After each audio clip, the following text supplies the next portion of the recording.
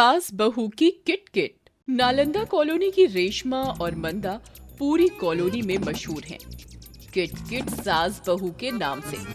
ऐसा एक दिन भी नहीं गया जब इन दोनों ने झगड़ा ना किया हो। चली जा नाज पिटी, अपने घर चली जा। मैं क्यों चली जाऊं? इस घर पर जितना आपका हक है उतना ही मेरा है। क्यों? ये घर तू अपने दहेज में लाई थी? नहीं, आप दहेज में लाई थी अपने मायके से। देख, तू मेरे मायके की बात ना कर। क्यों? आप जब देखो मेरे मायके की बातें करती रहती थी। मैंने कर दी तो कौन सी गलत बात हो गई? अभी तुझे बताती हूँ। और ये सास बहू आपस में लड़ने लगी। ये हमेशा का था। ये दोनों सास बहू एक दूसरे के बाल नोचते, एक दूसरे को मारते और सारा मोहल्ला मजे से इनका तमाशा देखता था। देखो देखो, किटकिट सास बहू का तमाशा फिर चालू हो गया। इनका तो रोज का ही है।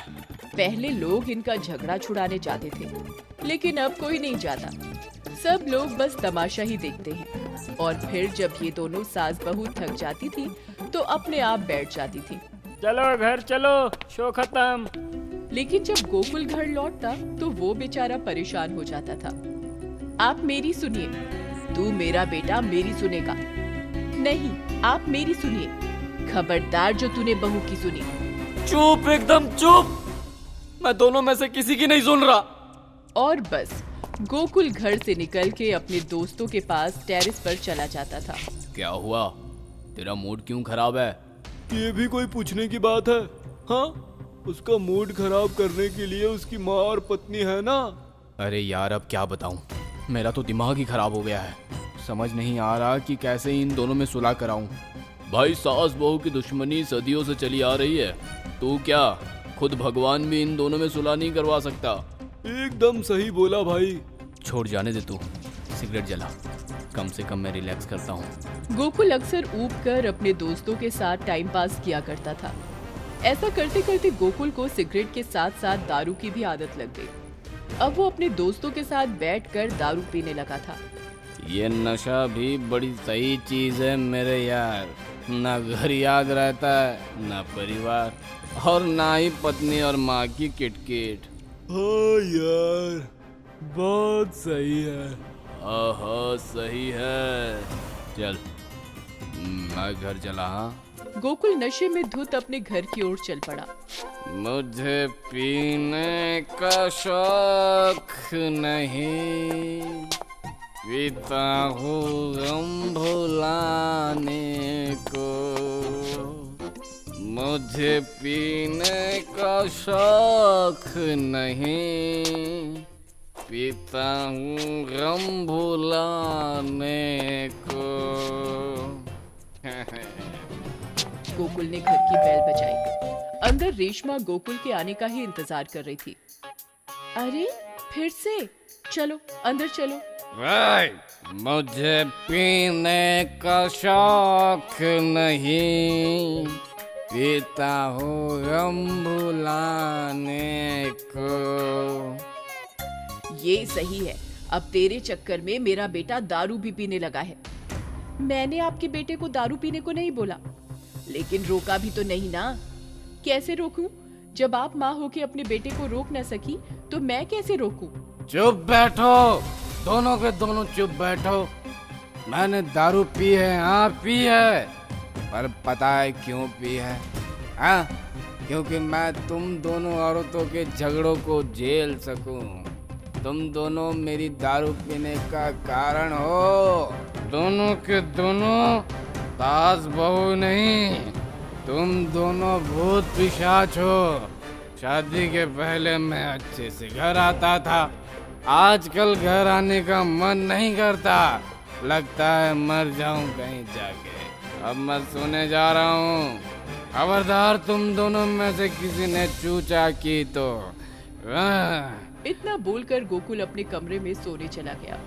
यहाँ सास बहू को अपनी गलती समझ आ गई। हम दोनों इतना नहीं लड़ते तो गोकुल शराब नहीं पीता ना। मुझे भी ऐसा ही लगता है माँ जी। अगर ऐसे ही वो शराब पीता रहा तो क्या होगा इस घर का? हमें कुछ भी करके उन्हें दारू पीने से रोकना होगा। और कैसे? हम दोनों की तो आपस में ही नहीं बनती। वो तो है, लेकिन हम कोशिश तो कर सकते हैं ना। हमें खुद ही बहस नहीं करनी। ऐसा कुछ नहीं बोलना कि जिससे बहस हो। और अगर हमारा मन एक दूसरे से किटकिट करने का होगा, हम गाना बजाएंगे। गाना बजाने से हमारा मूड बदल जाएगा और शायद हम ना झगड़े। अच्छा आइडिया है। पहली बार आपकी कोई बात मुझे सही लगी माँ जी। तो तय रहा, अगर घर का माहौल अच्छा होगा तो गोकुल खुद शराब छोड़ ही देगा। अगली सुबह गोकुल म्यूजिक की आवाज से उठा। अरे माँ, ये क्या इतना पुराना गाना सुन रही हो? बहू से झगड़ा करने से तो अच्छा ही है ना। वो तो है। सुनो सुनो। तभी रेशमा दोनों के लिए चाय लेकर आई। सबने एक साथ चाय पी। काश ऐसी शांति हमारे घर में हमेशा बनी रहे। बनी रह सकती है अगर सासू माँ किटकिट ना करे। तू भूल गई हमने कल क्या सोचा था? सॉरी, अब नहीं करूँगी, याद आया। क्या चल रहा है माँ? कुछ नहीं, तू चाय पी आराम से। और अच्छा सुन, आज घर जल्दी आना। मैं शाम में पकौड़े बनाने वाली हूँ, वो भी तेरे पसंद के। अरे वाह माँ, आज मुझ पे इतनी मेहरबानी क्यों? क्योंकि मेरा भी मन है पकौड़े खाने का। ठीक है माँ। आज इतने साल बाद गोकुल हंसी खुशी ऑफिस जा रहा था। उसकी पत्नी ने उसके लिए टिफिन भी रेडी कर रखा था, वो भी बिना झगड़ा किए। बस घर में कहीं न कहीं म्यूजिक की आवाज जरूर आ रही थी। शाम में जब गोकुल घर लौटा तो उसकी माँ पकौड़े फ्राई कर रही थी। गर्मा गर्म पकौड़े, मजा आएगा माँ। तीनों ने मिलकर पकौड़े खाए। गोकुल को यकीन नहीं हो रहा था कि ये उसी का घर था। पकौड़े खाकर वो अपने दोस्तों के पास टेरेस पर गया। भाई तेरा भी ग्लास भरूं ना? नहीं भाई, आज मन नहीं है, आज मैं खुश हूँ। ऐसा क्या हो गया? आज पहली बार मेरे घर में किटकिट नहीं हुई। तब तो तुझे जरूर पीनी चाहिए खुशी में। नहीं यार, अभी पकोड़े खाकर आया हूँ और मेरी पत्नी बिरयानी बना रही है। पी ली तो बिरयानी का स्वाद अच्छा नहीं लगेगा। मैं यहीं बैठूंगा, तुम लोग पियो ना।